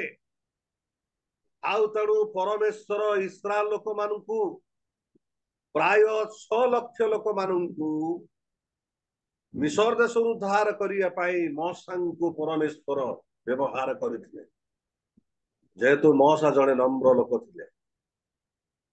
ପ୍ରିୟ ମୋର ବନ୍ଧୁଗଣ, ନମ୍ର ଲୋକମାନେ ପୃଥିବୀର ଅଧିକାରୀ ହେବେ। ଏହି ପୃଥିବୀର ଏବଂ ନୂତନ ପୃଥିବୀର ଅଧିକାରୀ ସେମାନେ ହେବେ। ସେଇ ଆଶୀର୍ବାଦ ନମ୍ର ଲୋକମାନଙ୍କ ପ୍ରତି ପରମେଶ୍ୱର ରଖିଛନ୍ତି। ତେଣୁ ଡ୍ୟୁ ଟାଇମରେ, ଯଥା ସମୟରେ ଯେତେବେଳେ ଆମେ ଈଶ୍ୱରଙ୍କର ଆଶୀର୍ବାଦ ପାଇବା ପାଇଁ ଆମମାନଙ୍କର ଜୀବନରେ ଚାହୁଁଛୁ, ଯଥା ସମୟରେ ସଫଳତା ହେବା ପାଇଁ ଚାହୁଁଛୁ, ଯଥା ସମୟରେ କୃତକାର୍ଯ୍ୟ ହେବା ପାଇଁ ଚାହୁଁଛୁ, ପ୍ରଭୁଙ୍କ ପାଦ ତଳେ ନିଜ ନିଜକୁ ନମ୍ର କରିବା ପାଇଁ ସାଧୁ ପିତର ତାଙ୍କ ବାକ୍ୟ ଦ୍ୱାରା ଆମମାନଙ୍କୁ ସେ କହନ୍ତି। ପ୍ରିୟ ମୋର ବନ୍ଧୁଗଣ, ଆମ୍ଭମାନଙ୍କ ପାଇଁ ଏକ ସୁନ୍ଦର ଶିକ୍ଷା ରହିଛି। ପ୍ରଭୁ ଯୀଶୁ ଖ୍ରୀଷ୍ଟଙ୍କର ନମ୍ରତା ବିଷୟରେ ସାଧୁ ପାଉଲ ଫିଲିପିଓ ମଣ୍ଡଳୀ ନିକଟକୁ ସେ ପତ୍ର ଦ୍ୱାରା ସେ ଲେଖୁଛନ୍ତି। ଫିଲିପିଓ ପୁସ୍ତକ ତାର 2 ପର୍ବର ଆମମାନେ ତାର 5 ପଦରୁ ପଢିବା 9 ପଦ ପର୍ଯ୍ୟନ୍ତ, ସେ ଜାଗାରେ ପ୍ରଭୁ ଯୀଶୁ ଖ୍ରୀଷ୍ଟଙ୍କର ନମ୍ରତା ଉପରେ ପାଉଲ ସେ ଫିଲିପିଓ ମଣ୍ଡଳୀ ନିକଟକୁ ଲେଖୁଛନ୍ତି। ମୁଁ ପଢୁଛି। ଖ୍ରୀଷ୍ଟ ଯୀଶୁଙ୍କର ଯେପରି ମନ ଥିଲା, ତୁମ୍ଭମାନଙ୍କର ସେପରି ମନ ହେଉ। ସେ ଈଶ୍ୱର ରୂପୀ ହେଲେ ଈଶ୍ୱରଙ୍କ ସହିତ ସମାନ ହୋଇ ରହିବା ନିଜ ନିମନ୍ତେ ଧରି ରଖିବାର ବିଷୟ ମନେ କଲେ ନାହିଁ, କିନ୍ତୁ ମନୁଷ୍ୟ ସଦୃଶ ହୋଇ ଦାସ ରୂପ ଧାରଣ କରି ଆପଣାକୁ ଶୂନ୍ୟ କଲେ। ପୁଣି ମନୁଷ୍ୟ ଭାବରେ ଦେଖାଯାଇ ମୃତ୍ୟୁ ପର୍ଯ୍ୟନ୍ତ, କୃଷିୟ ମୃତ୍ୟୁ ପର୍ଯ୍ୟନ୍ତ ଆଜ୍ଞାବହ ହୋଇ ଆପଣାକୁ ଅବନତ କଲେ। ଏହି କାରଣରୁ ଈଶ୍ୱର ତାହାଙ୍କୁ ଅତିଶୟ ଉନ୍ନତ କରିଅଛନ୍ତି।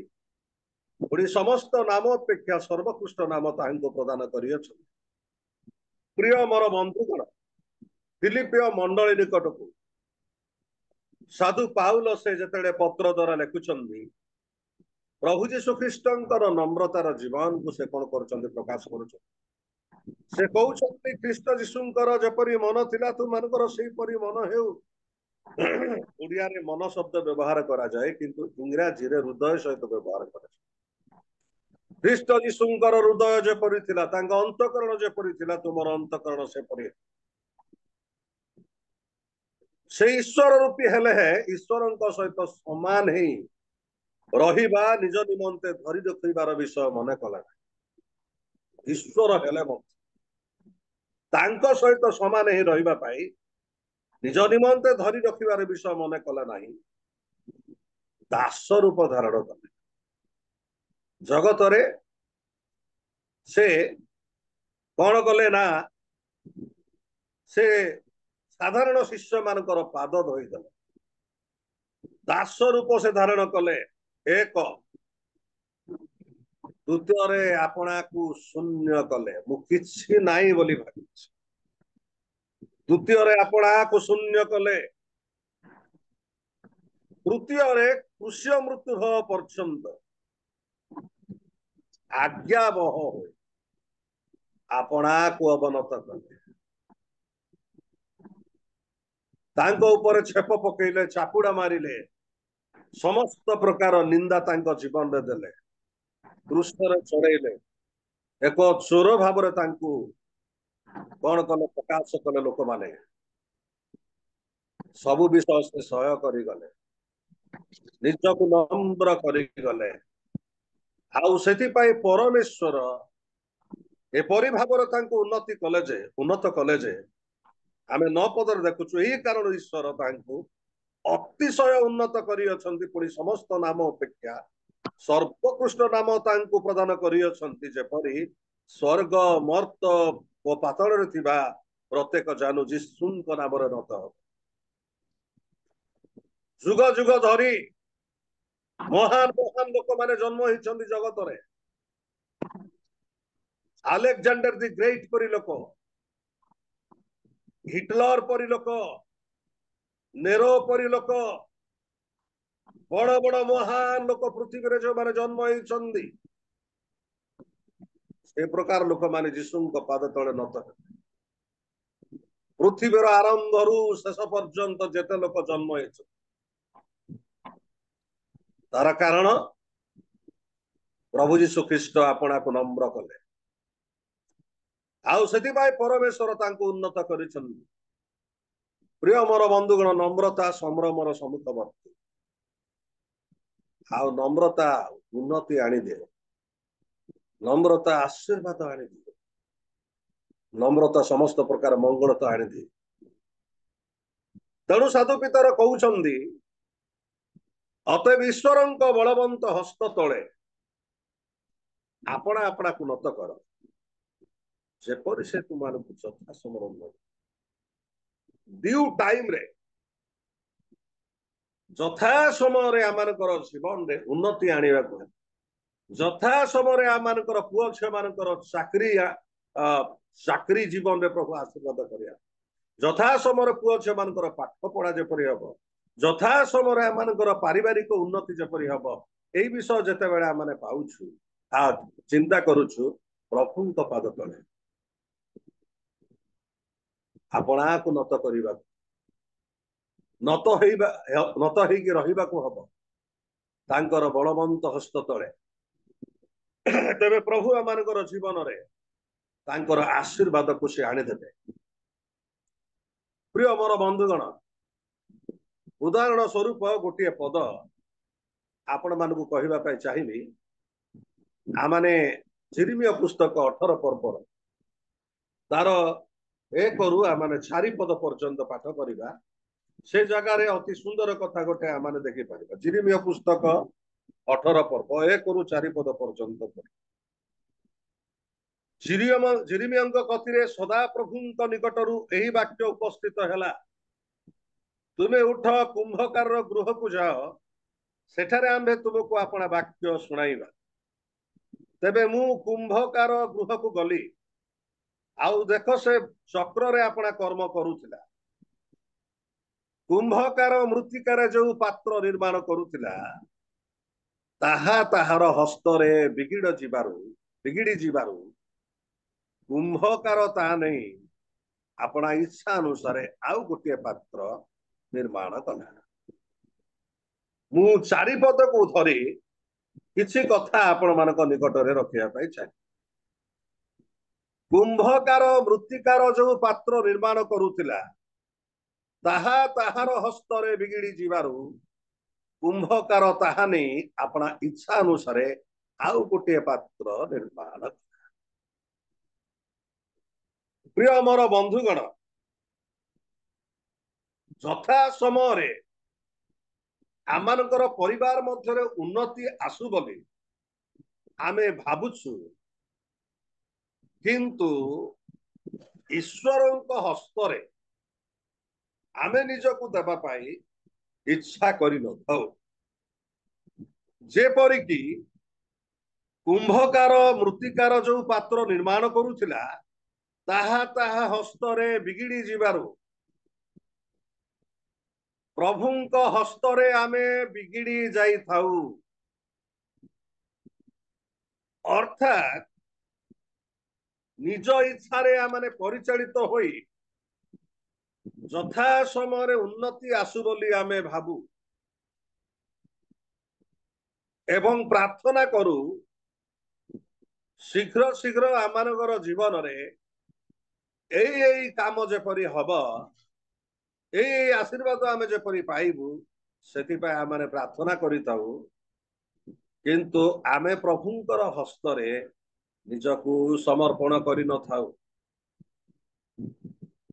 ମୁଁ କିମ୍ବା ଆପଣମାନେ ପ୍ରଭୁଙ୍କ ହସ୍ତରେ ଆପଣାକୁ ଆମେ ସମର୍ପଣ କରିନଥାଉ, କିନ୍ତୁ ସମସ୍ତ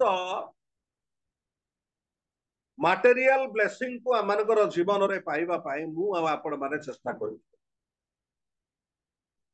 आमर सुंदर घर द्वार ही जाऊ, दुई चकिया अच्छी माने चारि चकिया ही जाऊ, पुओ जे माने चाकरी करंतु, भल परिवार मध्य उन्नति आसु, एई प्रकार भावरे आमाने अनेक समय इच्छा करिथाउ, प्रार्थना मध्य करिथाउ, किंतु ताहा आमनकर जीवन रे सफल हुए नाय।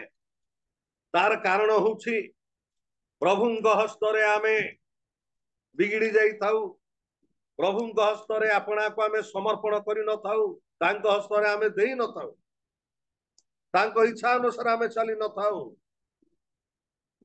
तेबे प्रिय मोर बंधुगण, यथा समय आमनकर जीवन रे उन्नति आनिबाकु हेले एई चारिपदर शेष अंशरे आमाने देखुछु, कुंभकार मृत्तिकार जो पात्र निर्माण करुथिला, ताहा ता हस्तरे बिगिड़ी जिबारु कुंभकार ताहा नहीं अपना इच्छा अनुसार आउ गोटे पात्र निर्माण कला। कुंभकार अर्थात परमेश्वर हस्तरे जेबे आमे अपना को समर्पित देबा, तांको इच्छा अनुसार से निर्माण करिबे, तांको इच्छा अनुसार जते बेले आम मानकु से गठन करिबे, आमानकर जीवन रे तांकर आशीर्वाद को आमान पाबु, तांको अनुग्रह को आमानकर जीवन रे आमे पाबु। प्रिय मोर बंधुगण, परमेश्वर आशीर्वाद करिथिबा प्रत्येक विषय रे उत्तमता थाए, आउ से प्रत्येक विषय रे ए जगतर सबुठारु एक भिन्न प्रकार आशीर्वाद। प्रिय मोर बंधु, तेबे यथा समय उन्नति आमनकर जीवन रे आनिबा पाई आमाने चाहुछु, तेबे प्रभुंकर बलवंत हस्त तले आपणा आपणा को मत करिबा पाई मु आपण माने चेष्टा करिबा। प्रिय मोर बंधु, जेते बेले आमे नम्र हेबा, यथा समय ड्यू टाइम रे परमेश्वर आमनकर जीवन रे आशीर्वाद आनि देबे। गालाती पुस्तक 6 पर्वर 9 पद टिके पाठ करिबा, जदि कौन से भाई भौणी पाउछंती पढ़ी सुनांतु। गालातियो तार 6 पर्वर 9 पद।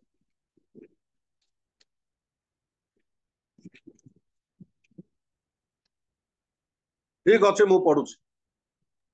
आम्भे माने उत्तम कर्म करिबारे श्रांत न हेउ, कारण क्लांत नहिले उपयुक्त समय रे शस्य काटिबा। एई जगह माने देखुछु पाउलो कहउछंदी, आम्भे माने उत्तम कर्म करिबारे श्रांत न हेउ, कारण क्लांत नहिले उपयुक्त समय रे शस्य काटिबा। आमे जते बेले नम्रतार जीवन यापन करिबा, उपयुक्त समय रे, ठीक टाइम रे, ड्यू टाइम रे प्रभु आमनकर जीवन रे शस्य काटिया को देबे, तांकर आशीर्वाद आनि देबे। प्रिय मोर बंधुगण, जो समय रे आम जीवन रे कौन सी कार्य हो नाई, बहुत समस्या भीतर मु रही, ଯେତେବେଳେ ଆମେ ଭାଙ୍ଗି ପଡୁଥିବା ସେଇ ସମୟରେ ପରମେଶ୍ୱର ଆମମାନଙ୍କୁ ଆଶୀର୍ବାଦ କରିବେ, ଆମମାନଙ୍କୁ ହସ୍ତ ଧରି ପରମେଶ୍ୱର ଉଠେଇବେ। ପ୍ରିୟ ମୋର ବନ୍ଧୁ, ଆମେ ଆଦି ପୁସ୍ତକ 22 ପର୍ବର 12 ପଦର କଥା ଯଦି ଚିନ୍ତା କରିବା, ପରମେଶ୍ୱର ଅବ୍ରାହମଙ୍କୁ କହିଲେ, ଅବ୍ରାହମ ତୁମେ ଯାହାକୁ ପ୍ରେମ କରୁଅଛ ଆପଣାର ଏକମାତ୍ର ପୁତ୍ରଙ୍କୁ ତୁମେ ମୋରିଆ ପର୍ବତକୁ ନେଇ ସେଇ ସ୍ଥାନରେ ଆମ୍ଭ ଉଦ୍ଦେଶ୍ୟରେ ନିଜର ପୁତ୍ରକୁ ବଳିଦାନ କର। ଅବ୍ରାହମ ବିଶ୍ୱାସର ସହିତ ଚାଲିଗଲେ, ଛୁରିକା ଧରିଲେ, ପୁଅର କାନ୍ଧରେ କାଷ୍ଠ ନଦିଲେ ଏବଂ ମୋରିଆ ପର୍ବତକୁ ଗଲେ, ବେଦୀ ସଜାଡ଼ିଲେ ଏବଂ ପୁଅକୁ ବେଦୀ ଉପରେ ଶୁଆଇ ଛୁରିକା ଧରିଲେ। ଯେତେବେଳେ ବଧ କରିବା ପାଇଁ ଯାଉଛନ୍ତି ନିଜର ପୁଅକୁ, ଏକ ରବ ହେଲା ସ୍ୱର୍ଗରୁ, ହେ ଅବ୍ରାହମ, ତୁମେ ଆପଣାର ଏକମାତ୍ର ପୁତ୍ରଙ୍କୁ ବଧ କର ନାହିଁ, ପଛଆଡେ ଅନାଇ ଦେଖ, ଏକ ମେଷ ବନ୍ଧା ହେଇଛି, ତାକୁ ଆଣି କଣ କର, ପୁତ୍ର ବଦଳେ ବଧ କର। ପ୍ରିୟ ମୋର ବନ୍ଧୁଗଣ, ଠିକ ଟାଇମରେ ପରମେଶ୍ୱରଙ୍କ ରବ ଏ ଜାଗାରେ ଆମେ ଦେଖିପାରୁଛୁ। ଅବ୍ରାହମ ନିଜର ପୁଅଙ୍କୁ ମାରିଦେବା ପାଇଁ ଯାଉ, କିନ୍ତୁ ପରମେଶ୍ୱର ତାଙ୍କ ପୁତ୍ର ବଦଳେ ଏକ ମେଣ୍ଢା ଛୁଆକୁ କଣ କଲେ, ଝୁକେଇଲେ। ପ୍ରିୟ ମୋର ବନ୍ଧୁଗଣ, ଯଥା ସମୟରେ, ଯୋଉ ସମୟରେ ଆପଣ ଭାଙ୍ଗି ପଡୁଥିବେ, ମୋ ଜୀବନରେ କିଛି ହେଉନାହିଁ ବୋଲି ଭାବୁଥିବେ,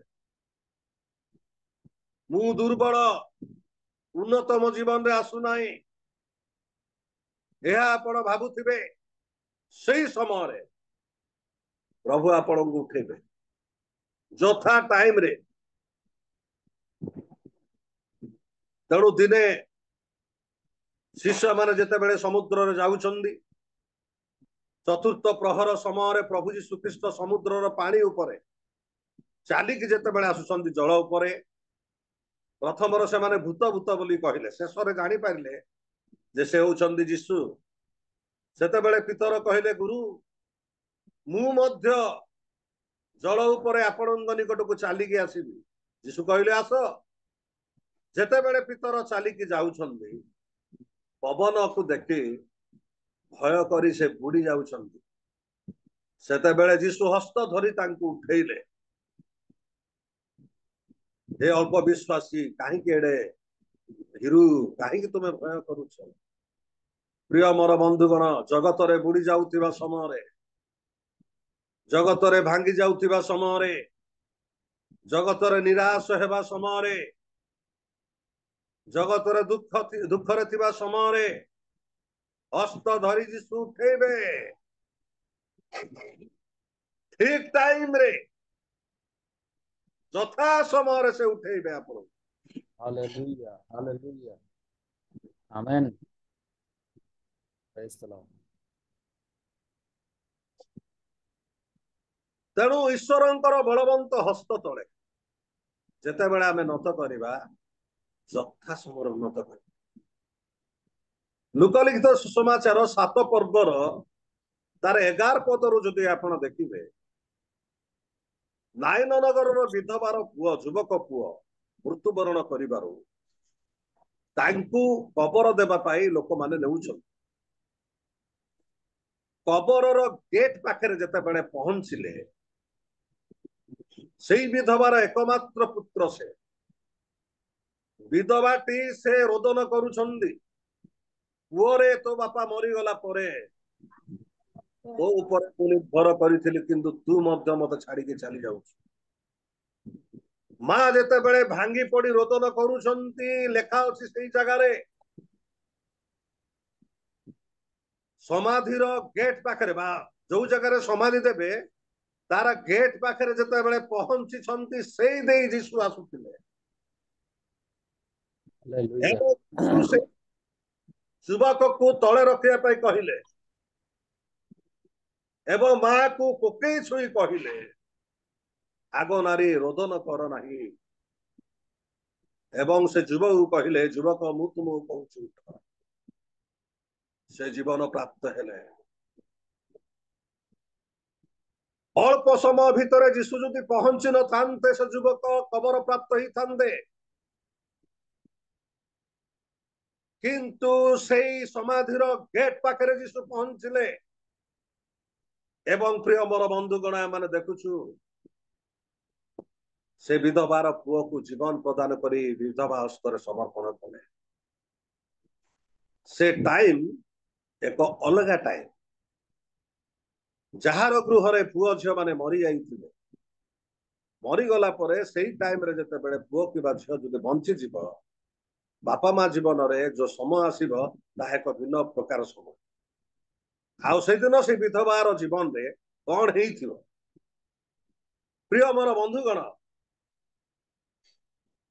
ଯଥା ସମୟରେ ଡ୍ୟୁ ଟାଇମରେ ପରମେଶ୍ୱର ଆପଣଙ୍କର ଜୀବନରେ ଆଶୀର୍ବାଦ ଆଣିଦେବେ। ଯେତେବେଳେ ଆପଣ ପ୍ରଭୁଙ୍କ ପାଦ ତଳେ ଆପଣଙ୍କୁ ନତ କରିବେ, ଏହା ଏକ ଫ୍ୟାକ୍ଟ ଏବଂ ରିଏଲି ବିଷୟ। ଆମେ ଯେତେବେଳେ ନମ୍ର ହେବା, ନତ ହେବା ତାଙ୍କ ପାଦ ତଳେ, ପ୍ରଭୁ ଆମମାନଙ୍କର ଜୀବନରେ ସବୁ ପ୍ରକାର ଆତ୍ମିକ ଉନ୍ନତି ଆଣିଦେବେ, ଜାଗତିକ ଉନ୍ନତି ଆଣିଦେବେ, ବଞ୍ଚିବାର ଉନ୍ନତି ଆଣିଦେବେ, ପ୍ରତ୍ୟେକ ବିଷୟର ଉନ୍ନତି ଆମମାନଙ୍କର ଜୀବନରେ ଆଣିଦେବେ। ତେବେ ଆସନ୍ତୁ ମୋର ପ୍ରିୟ ବନ୍ଧୁଗଣ, ଏଇ ଚୁମ୍ବକୀୟ ବାକ୍ୟ ଦ୍ୱାରା ପ୍ରଭୁ ଆମମାନଙ୍କୁ କଥା କୁହନ୍ତୁ। ମୁଁ ଆଉ ଆପଣମାନେ ସମସ୍ତେ ଆମେ ନିଜକୁ ନମ୍ର କରିବା ପାଇଁ ଚାହିଁବା, ତେବେ ପ୍ରଭୁ ଆମମାନଙ୍କର ଜୀବନରେ ଯଥା ସମୟର ଉନ୍ନତ ଆଣିଦେବେ। ପ୍ରଭୁ ଅଳ୍ପ ବାକ୍ୟରେ ଆଶୀର୍ବାଦ କରନ୍ତୁ। ଆମେନ। ପଦେ ମୁଁ ପ୍ରାର୍ଥନା କরি। ପ୍ରେମମୟ ପ୍ରଭୁ, ଆମେ ତୁମର ଧନ୍ୟବାଦ କରୁଛୁ। ପ୍ରଭୁ ତୁମ ବାକ୍ୟ ଦ୍ୱାରା ଆମମାନଙ୍କୁ ତୁମେ କଥା କହିଛ। ମତେ ଆଉ ଶୁଣିଥିବା ପ୍ରତ୍ୟେକ ଶ୍ରୋତା ବନ୍ଧୁ, ଆମେ ପ୍ରତ୍ୟେକ ପ୍ରଭୁ ନମ୍ରତାର ଜୀବନ ଯାପନ କରି ଏ ଜଗତରେ ପରିଚାଳିତ ହବୁ ଅନୁଗ୍ରହ କର।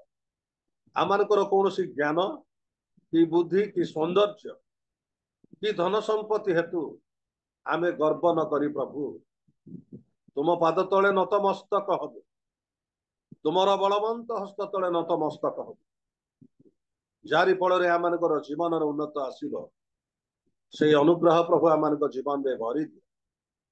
ପ୍ରିୟ ପ୍ରଭୁ, ଉପସ୍ଥିତ ପ୍ରତ୍ୟେକ ବ୍ୟକ୍ତି ବିଶେଷଙ୍କୁ ଆଶୀର୍ବାଦ ଯୀଶୁଙ୍କ ନାମରେ ପ୍ରାର୍ଥନା କଲି ପିତର, ଆମେନ। ସମସ୍ତଙ୍କୁ ନମସ୍କାର। ଧନ୍ୟବାଦ ଆଜ୍ଞା, ବହୁତ ବହୁତ ଧନ୍ୟବାଦ। ଅତି ସୁନ୍ଦର ଶିକ୍ଷା ଥିଲା। ଆଉ ପ୍ରଭୁଙ୍କ ଠାରେ ଆମମାନେ ନିଜକୁ ନମ୍ର କରିବା ଦ୍ୱାରା ପ୍ରଭୁ ପ୍ରତିଟି ବିଷୟ ଆମମାନଙ୍କୁ ପ୍ରଦାନ କରିଥାନ୍ତି। ବହୁତ ସୁନ୍ଦର ଶିକ୍ଷା, ଅନେକ ରେଫରେନ୍ସ ମାଧ୍ୟମ ଦେଇକି ଆମମାନଙ୍କୁ ଆଜିର ଶିକ୍ଷାକୁ ପ୍ରଦାନ କରିଥିବାରୁ ଆପଣଙ୍କୁ ବହୁତ ବହୁତ ଧନ୍ୟବାଦ ଦିଏ। ଆସନ୍ତୁ ଆମମାନେ ରିଏଲ ମିନିଷ୍ଟ୍ରି ଅଫ ଇଣ୍ଡିଆ ତରଫରୁ ଆଜ୍ଞା ଗୋଟେ ଉଚ୍ଚ କରତାଳ ଦେଇ ଆମମାନେ ଧନ୍ୟବାଦ ଅର୍ପଣ କରିବୁ। ବହୁତ ବହୁତ ଧନ୍ୟବାଦ ଆଜ୍ଞା। ଅତି ପ୍ରଭାତରେ ଆମମାନଙ୍କ ସହିତ ଜଡିତ ହେଲେ, ପୁଣି ସୁନ୍ଦର ଶିକ୍ଷା ଆମମାନଙ୍କ ଗହଣରେ ପ୍ରଦାନ କରିଥିବାରୁ ଆପଣଙ୍କୁ ବହୁତ ବହୁତ ଧନ୍ୟବାଦ ଦିଏ। ପ୍ରେଜ୍ ଦ ଲର୍ଡ ଆଜ୍ଞା। ଆସନ୍ତୁ ଆମମାନେ ଏଇ ସମୟରେ ଅତି ସୁନ୍ଦର ଶିକ୍ଷା ଆମମାନେ ଗ୍ରହଣ କରିଛୁ। ଆଜିର ବାକ୍ୟ ଅନୁଯାୟୀ ଆମମାନେ ନିଜକୁ ନମ୍ର କରିବା, ଆଉ ପ୍ରଭୁଙ୍କ ଠାରୁ ଆଶୀର୍ବାଦ, ସବୁ ବିଷୟରେ ଆଶୀର୍ବାଦ ଆମମାନେ ପ୍ରାପ୍ତ ହେବା, ଆଉ ପ୍ରଭୁଙ୍କ ଠାରୁ ସେଇ ଉନ୍ନତକୁ ଆମମାନେ ପ୍ରାପ୍ତ ହେବା। ତ ଏଇ ବାକ୍ୟ ଆମମାନଙ୍କ ଜୀବନ ମଧ୍ୟରେ କାର୍ଯ୍ୟକାରୀ ହେବା ନିମନ୍ତେ ଆସନ୍ତୁ ଆମମାନେ ପ୍ରାର୍ଥନା କରିବା। ଏଇ ସମୟରେ ପୁଣି ପ୍ରାର୍ଥନା କରିବା। ବକ୍ତା